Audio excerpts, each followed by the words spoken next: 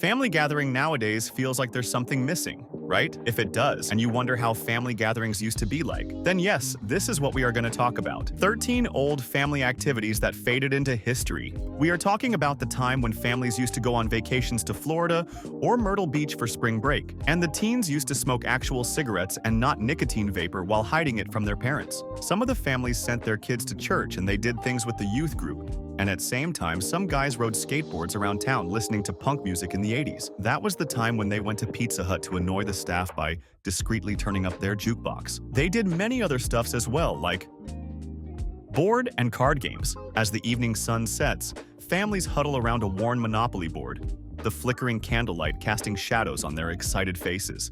Each roll of the dice brings gasps of anticipation and cheers of triumph. They buy properties and trade money, momentarily escaping their financial woes. In this game, they feel rich, their spirits lifted as they strategize and negotiate, creating cherished memories that would last a lifetime. Games like Monopoly, introduced in 1935, and card games were popular, providing a way for families to bond without spending much money. While this can be a happy memory of many, but the next activity is very hard to imagine nowadays. Roller skating at a rink.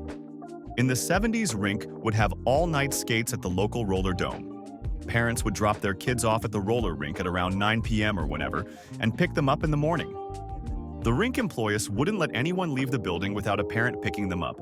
Can you imagine something like that today? Well, maybe not, but the next thing would be a fun game today. Potluck dinners.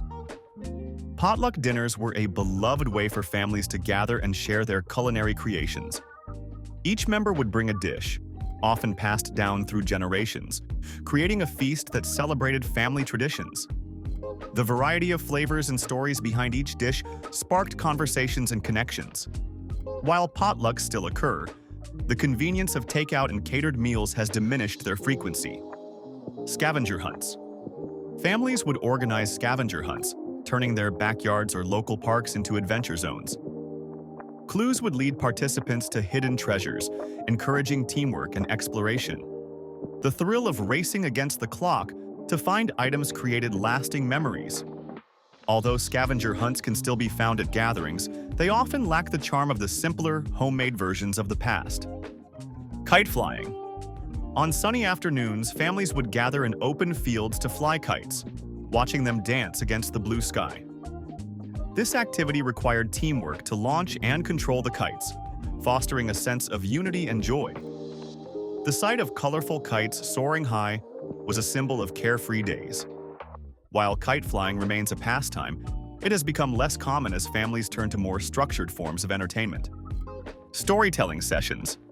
Gathering around the fireplace or in the living room, family members would share stories from their past. Tales of ancestors, childhood adventures, or family legends. This oral tradition not only entertained but also preserved family history. The wisdom shared during these sessions fostered a deep sense of belonging and identity. Today, while storytelling still exists, it often takes a more. Family picnics. Families would pack baskets with homemade sandwiches, fruits, and treats, heading to parks for leisurely picnics. Spreading blankets on the grass, they would enjoy meals together, play games, and bask in the sun. The simplicity of sharing food and laughter in nature created cherished moments. Although picnics are still enjoyed, they have become less frequent as busy lifestyles and convenience foods take precedence. Hay rides. In rural areas, hay rides were a popular family activity, especially during harvest season. Families would gather on a wagon filled with hay, pulled by a tractor, enjoying the scenic views of the countryside. This communal experience fostered connection to nature and each other. While hay rides are still offered at some farms and events, they are less common as families seek more modern forms of entertainment. Fishing and hunting trips. Fishing and hunting were popular activities in rural areas, often passed down through generations. Families would spend weekends or holidays together, either fishing at local lakes or rivers or hunting in nearby woods. These outings not only provided food for the table, but also served as bonding experiences, where skills were taught, stories were shared, and traditions were upheld.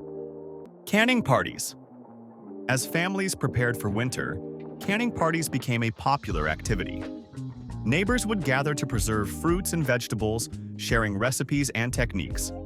This communal effort not only ensured that families had enough food for the colder months, but also created a social atmosphere filled with laughter, storytelling, and the satisfaction of preserving the harvest. Nature walks and hikes. With the natural beauty surrounding rural areas, families often took nature walks or hikes together. These outings provided an opportunity to explore local flora and fauna, teach children about the environment, and enjoy the tranquility of the countryside. Families would often pack a picnic to enjoy along the way, making it a day-long adventure. Build a fort. Using blankets, pillows, and furniture, kids in the 80s loved constructing their very own forts. This activity encouraged creativity and imagination, as kids could pretend their fort was a castle, spaceship, or secret hideout. To recreate this nostalgic activity, gather all the necessary materials and help your grandkids build a fort that they can play in and enjoy throughout the summer. Sidewalk chalk. Sidewalk chalk was a staple of 80s summers, allowing kids to express their creativity on the pavement. Children would draw hopscotch grids, intricate murals, or simply write their names in colorful chalk. Grab some sidewalk chalk and encourage your grandkids to create their own masterpieces on the driveway or sidewalk. Bike riding.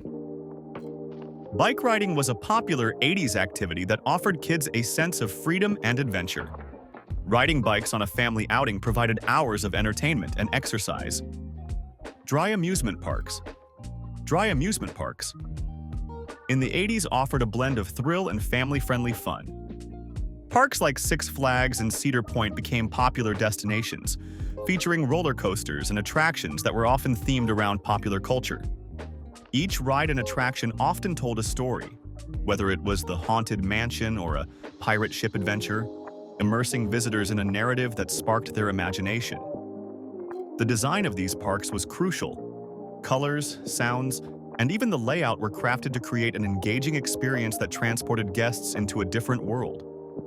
Families and friends would gather to share these experiences, creating lasting memories.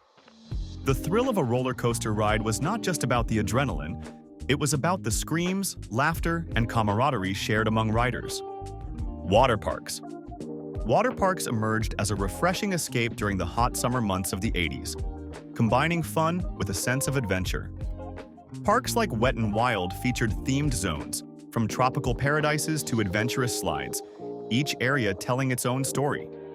Visitors would dive into different narratives as they moved from one attraction to another, enhancing the overall experience. Nintendo Game System. The launch of the Nintendo Entertainment System, NES, revolutionized home gaming in the 80s, introducing players to immersive storytelling through video games. The NES was more than just a console. It was a cultural phenomenon that brought friends and families together.